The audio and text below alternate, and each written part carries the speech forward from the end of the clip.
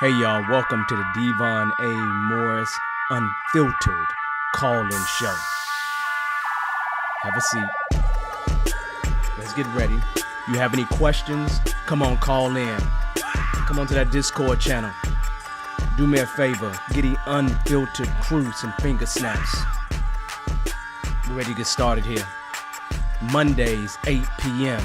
Every single Monday, we're here. I'm excited about it. Are you? Let's get this show started, y'all. The greatest Scrum show on earth. I'll see y'all soon. Enjoy.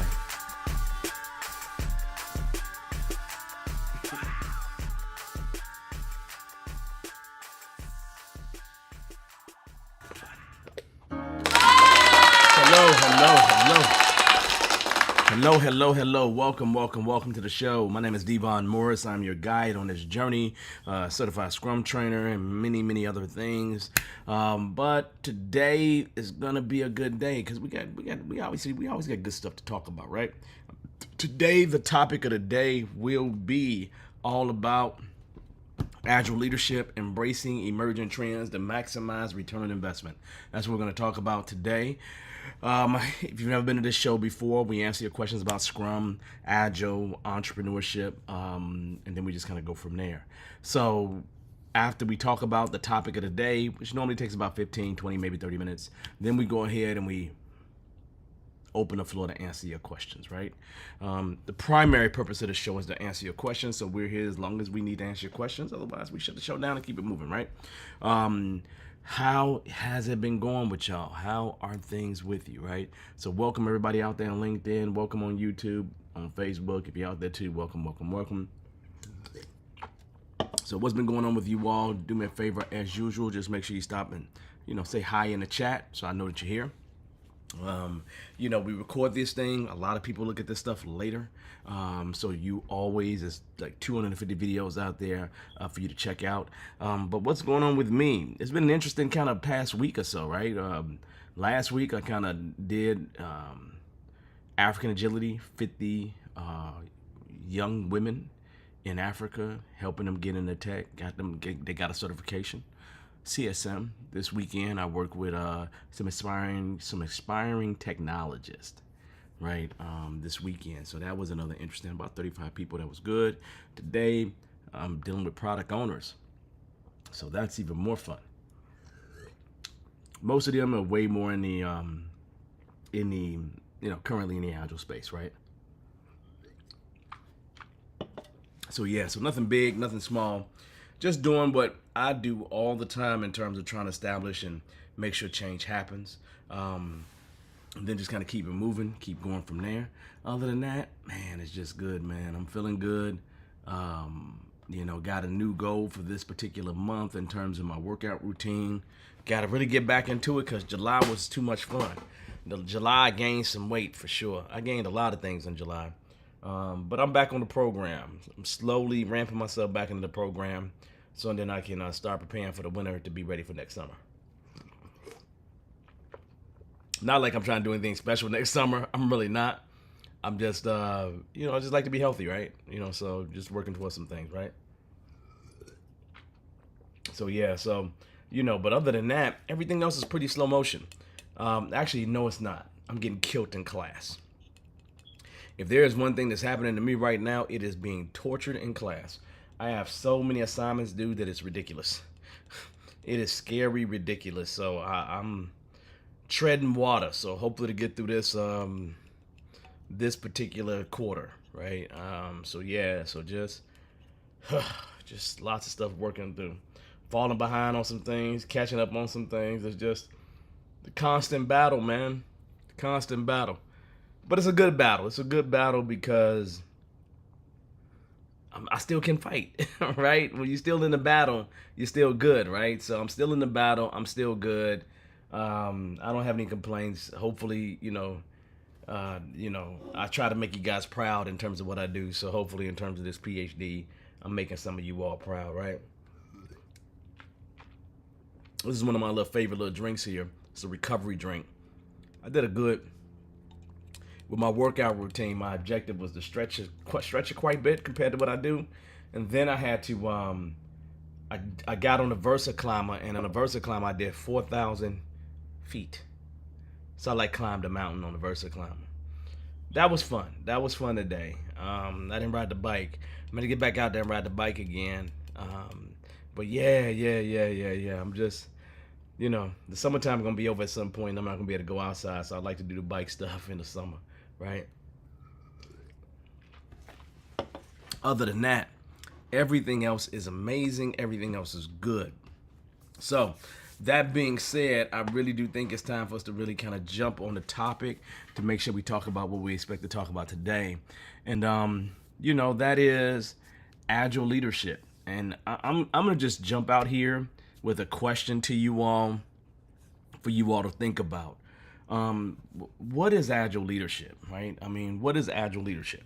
I don't even want to talk about what it is, right? But what do you think Agile Leadership is, right? To me, I have a certain thought in mind. I think people think about it in different ways, but I'd ask you right now, throw in the comments on LinkedIn, on YouTube, what do you think Agile Leadership really is? I'm curious, right? Because this word gets thrown around, and it's actually been thrown around for years. So I'm really curious on your thoughts on what Agile Leadership is. Just think about that for a second, right? If you're feeling a little bit adventurous, then throw it in the comments. Let me know what you think Agile Leadership is. I'm not going to throw a definition on it. There's just terms to me that play well when I think about Agile Leadership. The easy way to jump at it is to say to myself, it's leaders that lead Agile teams. That's an easy way to think about it, right? But it's probably a little bit more to it than just that. If I was to think about characteristics, I would think about self-organizing teams they're dealing with. They're trying to adapt in some kind of way or boost it. They're dealing with changing environments, complex adaptive systems, complex business environments. They probably have a need for higher levels of collaboration, probably a lot of communication, or just all the elements of a complex adaptive system they got to deal with more, and those things are like emergent and things that emerge, self-organization, feedback within the system, specialized skills. They got to deal with all these different things that are kind of characteristics of a complex adaptive system. So I classically, when I think about a certain agile leader, I think about those kind of words. They come to mind to me. It doesn't give me a definition. It just gives me an idea that these are leaders that are working in an ever-changing environment, in an ever-changing world where almost everything can change, right? And so for me, that takes a little bit more preparation. It's a little harder to deal with because you're not dealing with static stuff. So, Agile Leadership is an interesting conundrum, right? Because it's leading in a real complex adaptive world. Most people wouldn't say a complex adaptive world, but there's a lot of little things that go into that, right? And if you've ever been a part of my CSM, you probably know what a complex adaptive system is. If you don't, go look at your workbook, look up complex adaptive system, look on the left-hand side. You'll see all the characteristics of a complex adaptive system. So to me, agile leaders are ones that operate within complex adaptive systems. But, I don't think leaders in general just go by a particular set of principles, or go by the values and principles of the Agile Manifesto, or just go by a set of methods that they use or frameworks that they use. So just kind of throwing that out the window, to me, is just dealing in that complex adaptive environment. Now, again, you might think differently about agile leaders and what they are, but I'm curious as to what you think agile leaders are, and how would you define an agile leader? If somebody came to you and said, what is an agile leader? Some of you have been around here enough to kind of say what that is. So what is an Agile leader would be my big question. Hold that, right? Let's talk about this and let's take this a little bit further, right? I think there are some definite things that we got to deal with, right? And we're going to jump into our information. But I see CT is throwing something out here. He's taking the risk, right? So Agile leadership lens toward concise, iterative decision making that leads to facilitation towards successful implementation.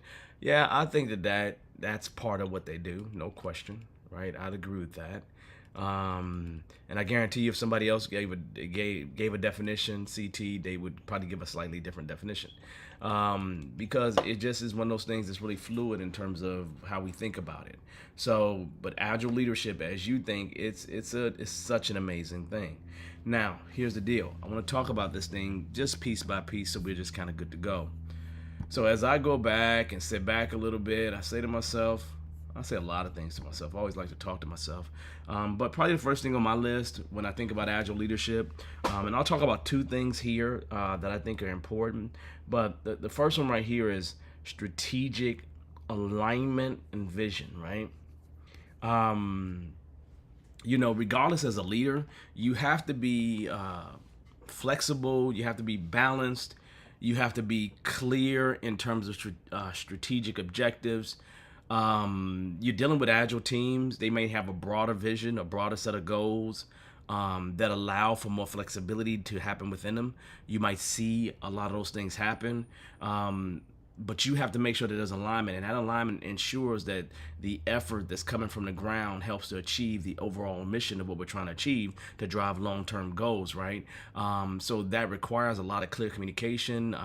It requires you to have clear communication that focuses on or supports that vision, ultimately supports the goals, ensures that teams are working in the same direction, so having a common purpose, right? And having a common purpose can actually help you maximize return on investment. So I start thinking about, those two things, strategic alignment and vision.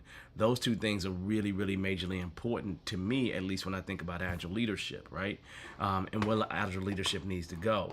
The good thing here is Abigail over here on LinkedIn dropped in a definition as well. So I want to grab that from Abigail real quick, and I'll drop it in the comments so you all can see it, this definition here. But again, I can't just show stuff from there, so I'm going to just drop it over here, and then I'll show it to everybody. This is what Abigail gave me right here, and I'm just throwing it over for you all to see. Agile leadership is a management approach focused on fostering adaptability, collaboration, continuous improvement. I said collaboration, within an organization. That sounds like a textbook definition, right? It includes some of the words that I was thinking about just a moment ago. But I would say when I boil it down to the most basic thing, it goes back to strategic alignment and vision. But do I think that all leaders should be doing that? I do. Right? I don't see any reason why other leaders wouldn't be doing the same thing. And so it doesn't make me feel like that's real special when I think of the word Agile leadership, right? It just leadership toward teams that are working toward that. I don't know, right? But here's the deal, right? When I think about Agile leadership, I also want to make sure that we focus on maximizing return on investment through the Agile practices. This is probably one of the most important things that we can think about or deal with in terms of Agile leadership, right? Because, the main reason why we're doing things, why we need to be effective, we have to start thinking about these things like we are supposed to. Now, when I think about, again, maximize return on investment through Agile practices, it says to me that I want to find ways to be more efficient. I want to find ways to reduce time to market. I want to find ways to improve customer satisfaction. Also, I want to make sure that job attitudes are going to be better, right? Usually when job attitudes are better, people are interested in performing a little bit higher. When I say job attitudes, I'm talking about things like job satisfaction, job involvement, organizational commitment, work engagement, things like that. When those things tend to be higher, people have more fun. They tend to exert more effort. They're willing to exert more effort to make sure that we are all being as successful. But one of the things that you have to do with the agile practices is you got to find ways to streamline those agile practices. You got to find ways to deal with bottlenecks, because bottlenecks will become a problem. We talked about collaboration. I saw Abigail mention collaboration in hers. I mentioned collaboration in mine. But your leadership got to help them move in a direction. And you may be iterating through things, but regardless of whether you're iterating or not, because every single agile framework doesn't necessarily have nice tight iterations of sprints, right? So I can't say that. Also, I want to think about something else. Are humans, right, being better utilized? Other resources being better utilized? These are things that I'm thinking about in terms of how we can deal with those agile practices. People working on multiple projects at the same time. There's better ways to utilize people, right, than just to working on multiple projects. Let me take this down. So when I think about maximizing that return on investment, I'm talking about tying these agile practices together in a way that actually allows you to get some return on investment sooner. But I don't just want to say get some return on investment sooner, because just getting some feedback sooner is important, right? Because that's going to lend towards your actual end result. So realistically, your agile practices are there, and they're there to give you a competitive advantage. They're there to allow you to be the first in the market. They're there to allow you to be the first one to get feedback, which is a significant advantage that you can have, right? Getting feedback from the customer sooner allows you to be able to adjust your products, your services much sooner to actually meet their expectations, to make sure you're meeting their needs. That right there is going to make them more satisfied with you, allow them to be more just involved, right, in everything that you're dealing with, right? And so for me, as I step back, you can utilize the agile processes to just kind of align and streamline them in a way that garners that return on investment that you're trying to achieve. My problem is, though, I don't want to press that. Most people that I look at that's doing any of the agile stuff, they don't even think about return on investment. I'll ask you all right now, as you go from sprint to sprint to sprint with the teams that you're working on, for you all that's doing Scrum right now, in a month time frame, how often do you think about return on investment, right? Some of you, is a few of you, that's going to say every day. Some of you will say we don't think about it at all. We're just working toward delivering whatever it is that we're committed to delivering. And do you even know what the return on investment is what I would ask. And a lot of Scrum Masters don't know that. A lot of product owners are clueless about it too. And so, thinking about return on investment changes things tremendously. When you're spending money and you want to get something in return. And so I think that the agile practice is a better position to be able to do that for you, because of the fact that they allow you to get feedback sooner. Not just feedback sooner, but return on investment sooner. But you have to work those requirements and those practices in a way that allows you to align them so you can do that without sacrificing too much. Okay, so realistically, you get a lot through the way that you deal with those agile practices, right? So it's just one of those things where I think it's important, right? Now, here's the deal. One of the bigger things that I want to just kind of jump into is really the actual emerging trends, right? Because I think there's several things that you need to think about as we move forward in terms of this environment, this world of work that we're in. Probably the first thing is adaptability and flexibility. Adaptability and flexibility is not just in thought, it's also in action. Agile leaders should be proactive. Should be as proactive as they possibly can. The reason why I say that to you is, Your number one weapon, the number one thing that can help you out tremendously is your ability to be adaptable and flexible. But what's going to help you get there is going to be a radical level of transparency.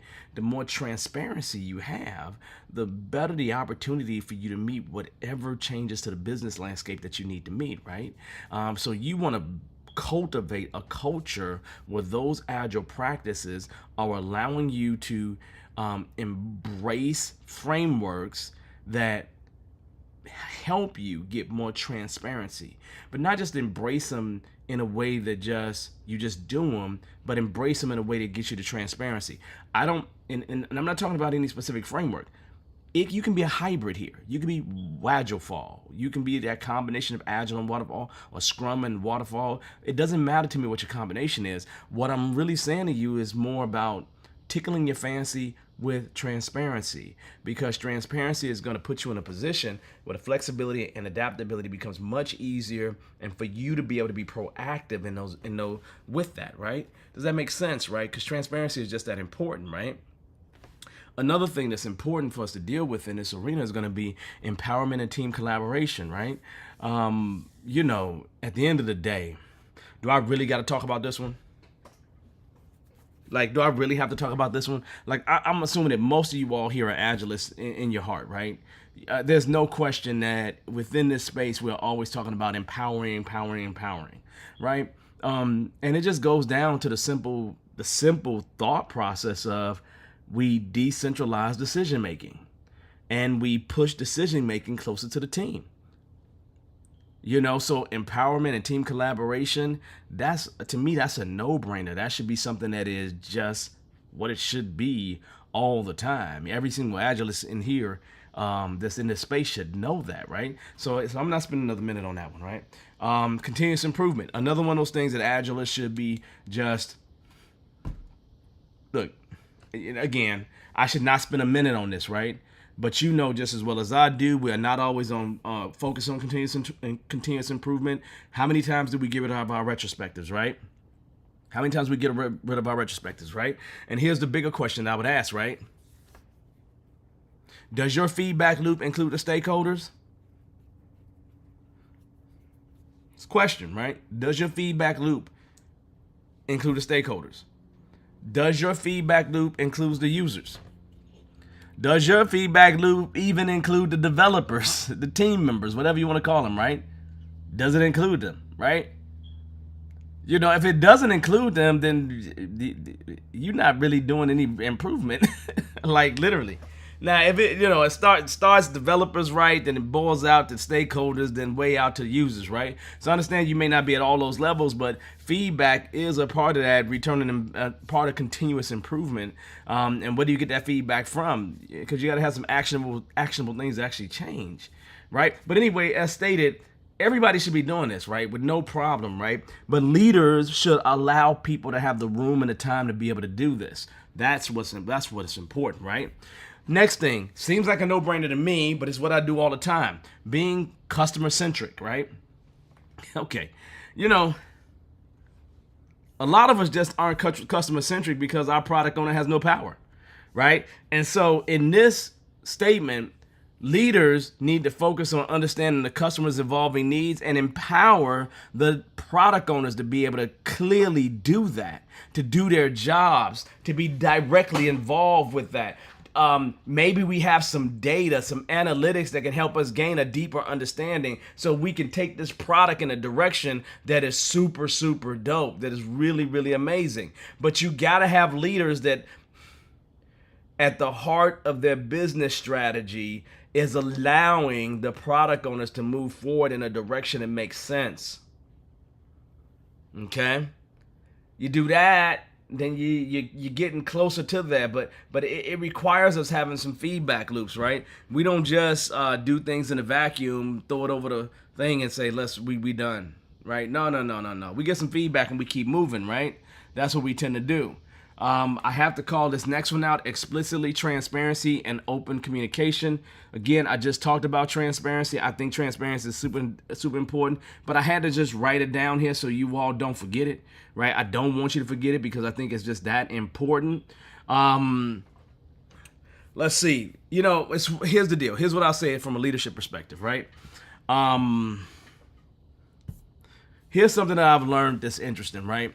One of the reasons why Bearded Eagle got started in the first place is because I felt like I was being paid unfairly or being discriminated based on my pay. And it was really discrimination, right? And here's the deal. Well, at least I felt it was, right? Maybe it wasn't, but I felt it was, right? But I recently, and some of you all know that I'm in school for a PhD, right? So I recently read a study where an organization was really super transparent about pay across the company, and employees did not punish them for it. Employees actually celebrated them for doing it because it leads toward a problem that we could solve of pay discrimination in the workplace, period. And transparency was key to them having that conversation. Does that make sense? So realistically, I think a lot of things that we do in companies is to hide things that we don't really have to hide from adults, because adults understand that things will happen. Let's just do something to make it better in the future, right? If a female is doing a job and a male is doing a job, a female shouldn't get paid less money just because she's female. That just makes sense to me. It makes sense to me, right? And it doesn't make any, you should be able to be transparent as leadership in all things that are going on. Not just in the highest executives and what their pay is, but all across the board, right? The more transparent you are, the more open you are about communication, it actually establishes justice within the organization. And a lot of times, justice is what we're missing in most organizations. And I find the best agile leaders that I've run into, they are keen on justice. They are keen on justice, but justice requires transparency and open communication, period. You can't get around it. Maybe I'm crazy, right? And so transparency is really, really amazing. I see CT says here, transparency is highly valued, but is atypically implemented in organizations due to fear and pride. Very, very true. But studies are showing that you don't even need to fear it, man. You don't need to fear it. And turn that negative style of pride into positive pride that you've done it. You've given the transparency.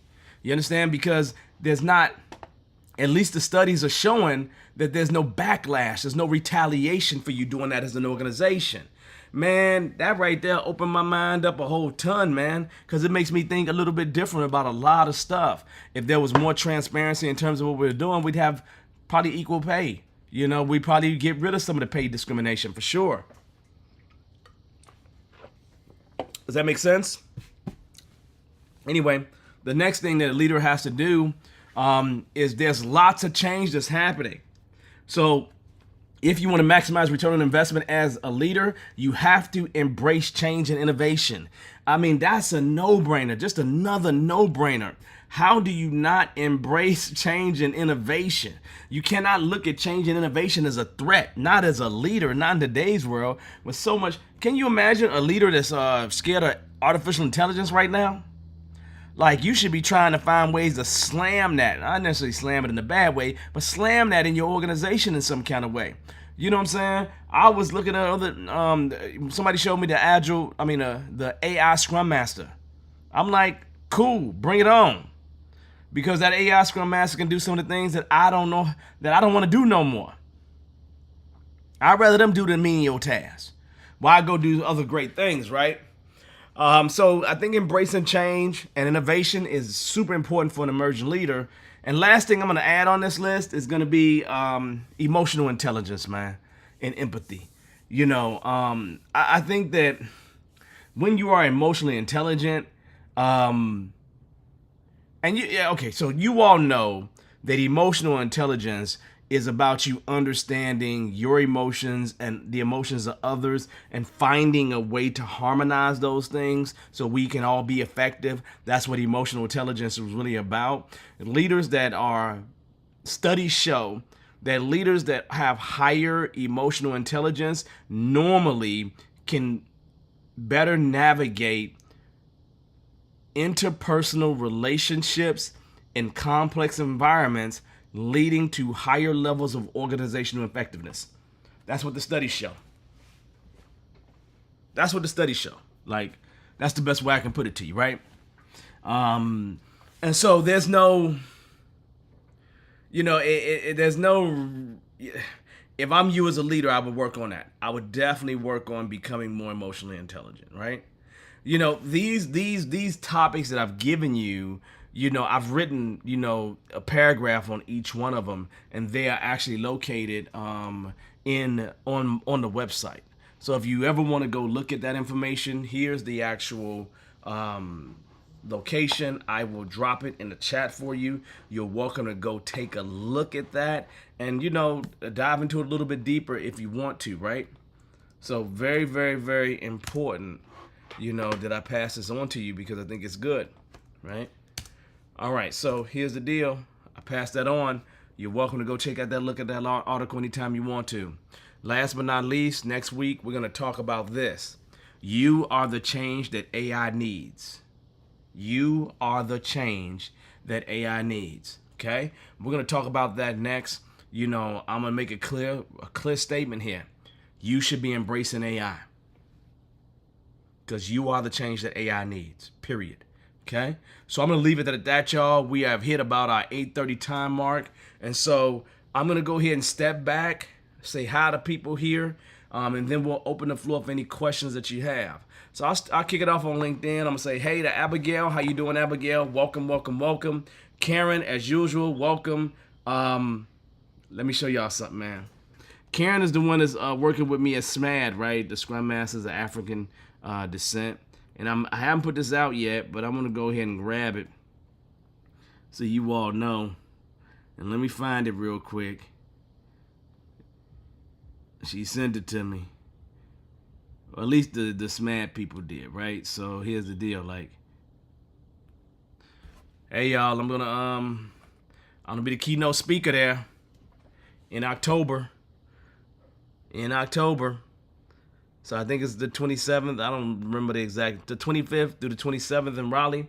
So this is what I will be doing. I'm just letting you all know I'll be the keynote speaker, and I'm going to be talking about the future of work. I'll be talking about Agile, AI, leadership, Agile leadership, and resilience. So that's coming, all right? Don't get it twisted. We doing things out here. So I'll send that out on LinkedIn later this week and communicate that that's going on, so we can make sure that's advertised and people know. But that's what's going down in October for me, and you're gonna see me jumping out into space and doing more stuff, right? But I'd rather start off at SMAD first, right? That's what I'd rather do, and then go other places at that point, right? So I'm just doing my thing. I'm just mapping myself and jumping from here and jumping from there, right? But you see, that's what's coming, and that's what we're going to keep doing.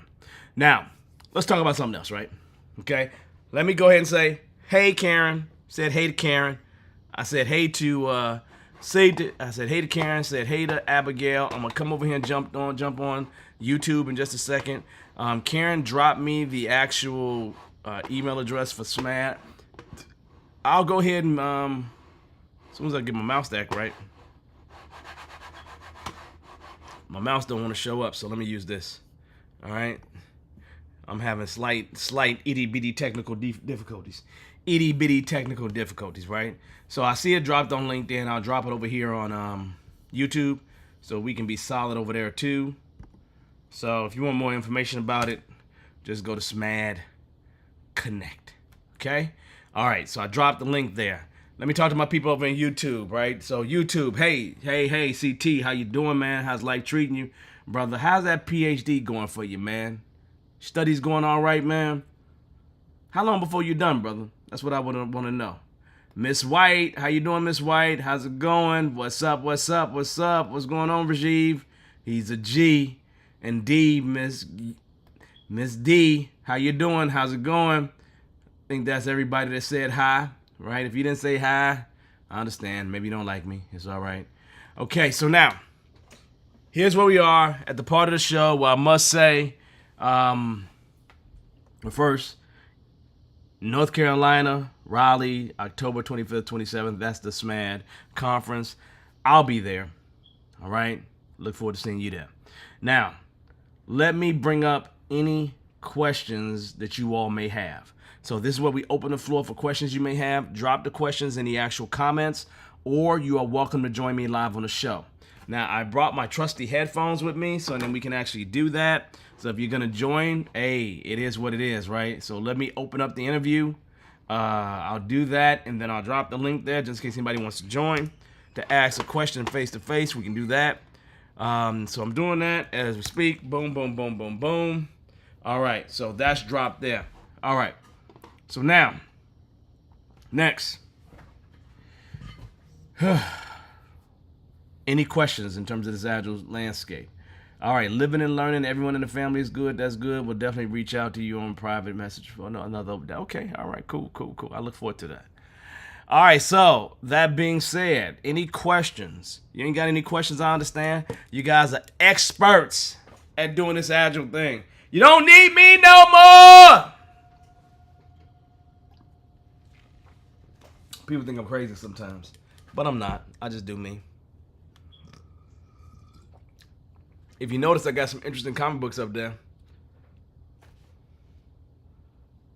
This right here is Dr. Doom's first appearance, and that right there is Wolverine's first appearance.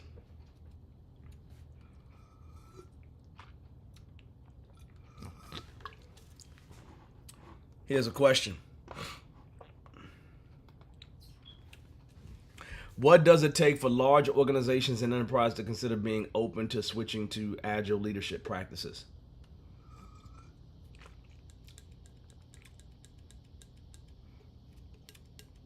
You know what? I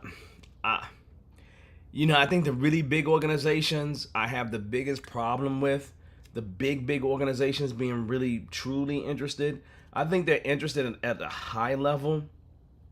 I think they're interested at a high level, but I think normally leaders are either going to truly lead in a proactive way or they're going to lead in a reactive way. Okay, and unfortunately, I think most leaders are reacting. So leaders that are reacting, a problem has occurred, and they realize that they need it, and then they approach it at that point.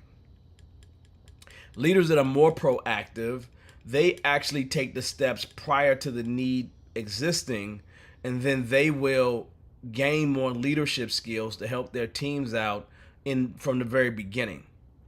So I really do think the culture will drive that in terms of the organization. I just seen it happen both ways, and it's not smaller companies or bigger companies, because even in bigger companies, there's always a small contingent of a department or a particular area that's way down the road in terms of doing Agile compared to everybody else. But then I also see that they have leaders that are pushing the envelope, right? And so I really do think that is the difference between proactive leaders versus reactive leaders. But I think 80% of leaders are reactive.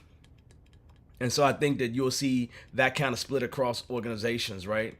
And you just said it, right? The 80-20 rule. Yeah, just 80-20 rule, right? I agree with that, right? I think that we got the same thing in mind when we say that, right? Because when I think about companies, like bigger companies that I've been at, I see just small areas just gone, like they're gone. But you look at the leaders that's in those areas, they're like out there looking for this stuff. They're going to conferences, they're doing this, they're trying to figure out how to make things different. And then the rest of the leaders just kind of waiting and playing the politic game and waiting to be promoted and stuff like that. So yes, I think it is really between reactive versus proactive. And then when I see people in class, it'd be the people who are really more proactive. They really have all the energy in class, and then the reactive leaders be like, just sitting back, like, I'm just here. Like, I was forced to come here. So I think that makes sense to me. So I think I've answered that as best I can. We are in agreement, CT, on that. We are absolutely in agreement. I think it splits down that 80-20 sweet spot of reactive is 80%, 20% is proactive. That's what I think, right? It could be a 70-30, right? It could be something, but you'll get in general what I'm saying with the 80-20, right? All right, that's cool. So I have a question over here on LinkedIn. Yeah, this is interesting. The question right here is interesting because the question I'm gonna drop over here, and I think we've dived on this, and I'm gonna tell you, man, we're gonna this is a good question, and I'm gonna put this in here for everybody to kind of think about, right?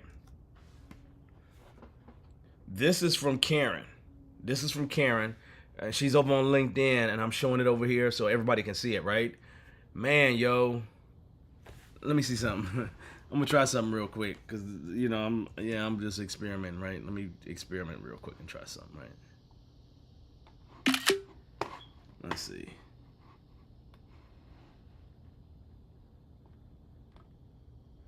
Oh, that didn't do what I expected to do. Okay. All right, so we're not gonna worry about that. All right, so what do you all think about this question? How do you see AI and technology impacting the field of Agile and business strategy in the coming years? Well, the first thing that I want to say, historically, Agile has grown with technology. Okay? So if you just step back and imagine that Agile has grown with technology and Agile hasn't separated itself from technology, then every change that technology comes through the building with, Agile's probably going to be right there walking alongside it. Okay? So I think technology in general changes all the time. You just look at the different programming languages that different developers use, and what these languages have been able to do over the years. So I think that there's a symbiotic relationship that happens. I don't want to say it's parasitic, but the idea is that relationship between the two has always been there and will continue to be there. I don't think it's changing. Now, if I go to specifically make the statement of AI, what I see right now, and I see the separation occurring right now, is there are people that are not skilling up to deal with artificial intelligence. Let me repeat that. I think there's a lot of people, and it's not just Scrum Masters or any particular part of society, but I think there's a lot of people that are not skilling up to deal with the oncoming artificial AI thing, right? They're not learning the stuff. They're not jumping in machine learning. They're not doing any of that stuff whatsoever. And I think it's going to be the skill that everybody will need to have some ability in. I know everybody's a strong word, but let's just say 90% of the population is out here doing professional work. Will need to have skills in that. I'm talking about professional jobs, right? White collar jobs, right? That's what I'm talking about more than anything else. I don't know how AI doesn't have an impact on you if you're a white collar worker. Here's the deal. Truth of the matter is, I can write with the right prompts 20 to 50 user stories with the right prompts. And they'd be really amazingly good, really close to what I need, if not what I need. Okay? I can build an entire roadmap with AI, or at least build the beginnings of it to where I can actually do something with it. I can actually interview myself. Let me repeat that. AI can interview me for a particular job that I provided it a description of. I understand what I just said to you.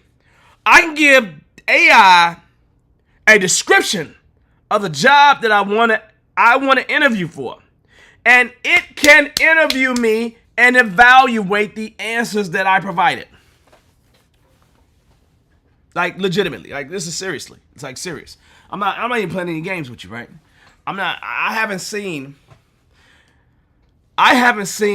anything that AI can't really do halfway.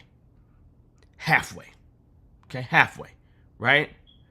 I was with my girl, right, and we was out talking to some real estate people, right, and the real estate guy was super interested in AI, and it's going to have a huge impact on real estate. Huge impact, right? So it's going to have an impact everywhere. I don't see any place where it's not going to have an impact. I mean, this year, in 2024, how many programs that you use, apps, things that don't have some kind of AI in it?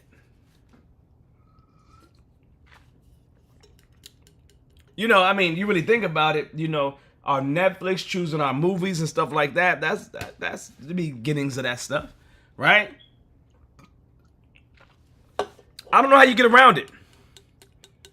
So here's the deal. I think there's going to be a lot of Scrum Masters left behind. If I'm a young person coming in this game, I'm coming in this game with AI literally.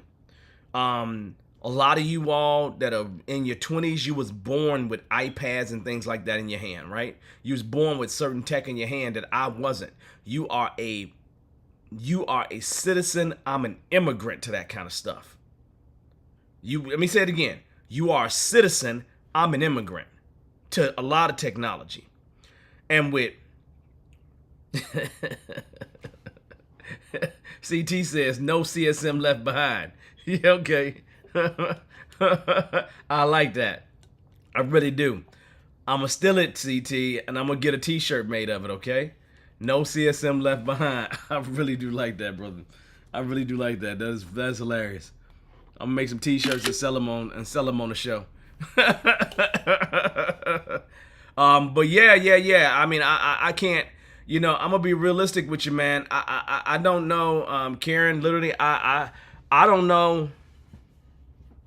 I don't know. And literally, I'm not, Karen, when I say to you, like, Karen is the one to answer this question, right? She says, wow, this is amazing that AI is able to conduct a job interview now. Yes, absolutely. AI, look, I've seen it. My boy has a prompt that he showed me where AI was interviewing, man.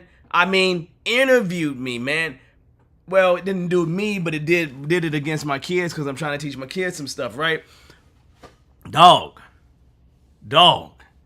If AI is interviewing you for a job that you told it that you wanted to have, you ain't got no excuse on being prepared. And it evaluates your response. That's what's crazy. You understand that's ridiculous? That's ridiculous. I'm overthinking to myself, like, I really don't want to type, right? So I'm like, okay, I'm going to have to use Otter to transcribe what I say so I can copy what Otter says and throw it in there and see how my response is into the tool. Man, dude. So yeah, I'm saying to you right now, if you're not jumping yourself in the AI space, you're going to have some problems in about 5 years. And don't say I didn't say it to you, because I'm saying it. I'm not going to have no problem. I'm not going to have no problem. I know way more than most people. I'm not going to have no problem. But some of y'all going to have some real big problems. Right? Some of y'all going to have some real big problems. Yeah, you're right. Less than that. Say less. Yes. Okay? Yeah, man. I can't, I'm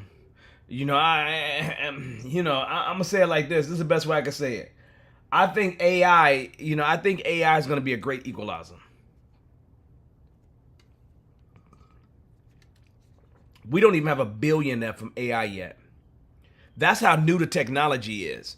We don't have a billionaire from AI. Somebody will become a billionaire from AI at some point.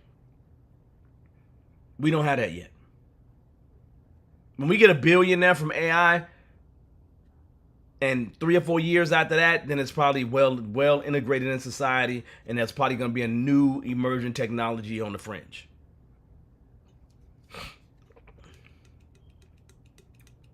I don't know what else to say about that one. I told y'all on this show before to dive into it, man. I said that months ago. Months and months ago. Right? Months and months ago. AI is amazing, man. I'm not scared of it. Are you scared? That's so stupid. That is so stupid. I don't know what to say. I mean, literally. Anybody else got any comments about that? Because I'm not trying to like say the sky's falling and be a little chicken little on you, but I'm preparing. I hope you are too. I said it. You know, then you gotta understand when people don't have the skills, man, you can't do nothing about that, man. And you know it's gonna be another great. It's gonna be another thing that's gonna. It's gonna be another big thing that is going to be a stratification of class. Like it will stratify class. Like it literally will stratify class. Because I guarantee you that the people that aren't learning AI is the people that got the least amount of money. Guarantee you. It's gonna draw battle lines, man. But it ain't gonna do nothing to me. Cause I'm gonna be there interviewing with it and everything else. Like I'm ready. So yeah, it is what it is. What else can be said? I don't know. Yeah, that's an interesting, a really, really interesting thing. You know what? Here's the fun thing that I'm gonna do, right? So, Karen asked a question, right? She asked a question. So here's what I'm gonna do. Like legitimately. Like y'all give me a second here, right? Give me a second, right? Like I'm literally gonna do this right here, right now.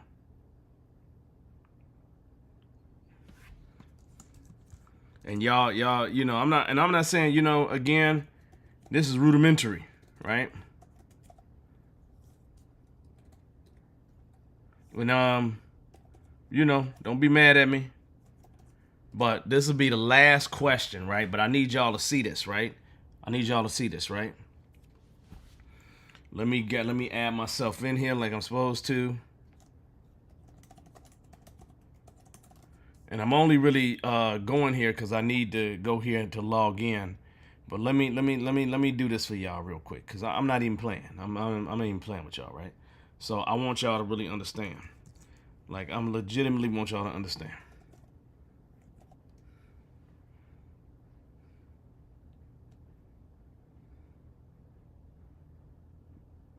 Like for real.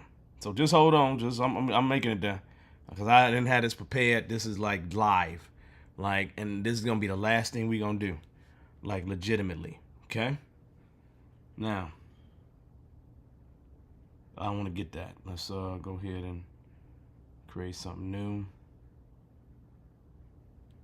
Okay. All right. So here's the deal, right?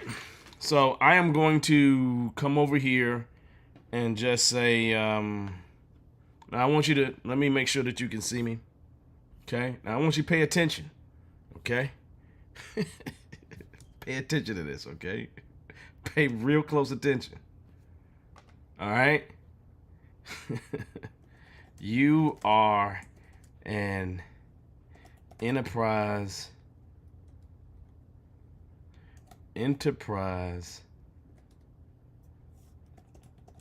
Agile coach.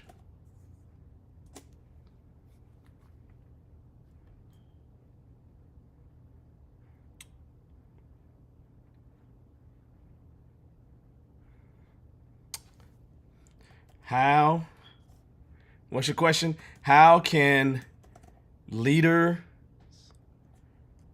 build resilience? Let me make sure I spell resilience right. Resilience within their teams and themselves. Well, here's the I'm gonna instead of just saying it, I'm gonna say, tell me how leaders can build resilience within their teams and themselves. You see that, right? Now, okay.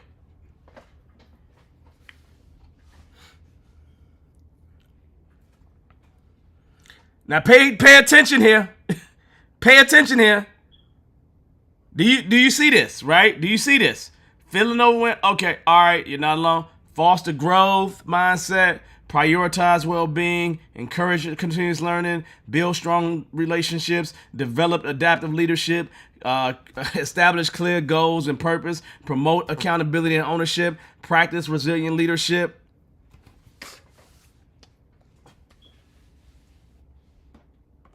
Shut your mouth. Shut your mouth. Shut your mouth. Not mouth. Mouth. Did you not see that? Did you not see what I just did?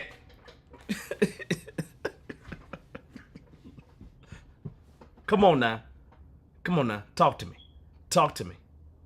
Talk to me. Talk to me. Easy. Now, I do more than that for the show. Trust me. I do more than that for the show. Trust me. Right? You understand? You understand where I'm coming from? Seriously. That's it. Anyway, y'all get the idea.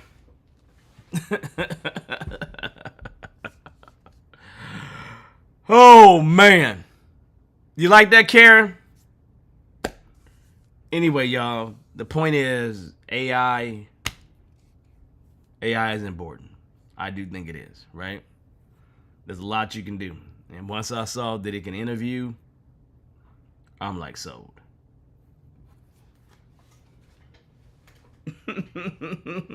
Yeah, CT, people should like and subscribe. Yeah, because I may have to change the format of the show at this point. We'll see. But you all get the idea, man. Seriously. It is amazing. Yeah, CT says hit the like. I always don't say these kind of things, but you all get the idea. So that's it for that, y'all. I think we're good to go for this show. I like this show. All right, y'all. Next week, we're talking about, what are we talking about next week? We're talking about you are the change that Agile needs. Yeah, we're talking about that next week. So, that being said, here's the statement. I appreciate y'all. These were some good questions. Hopefully, you got a semblance of what I'm talking about. But other than that, y'all, I'm going to say this to you.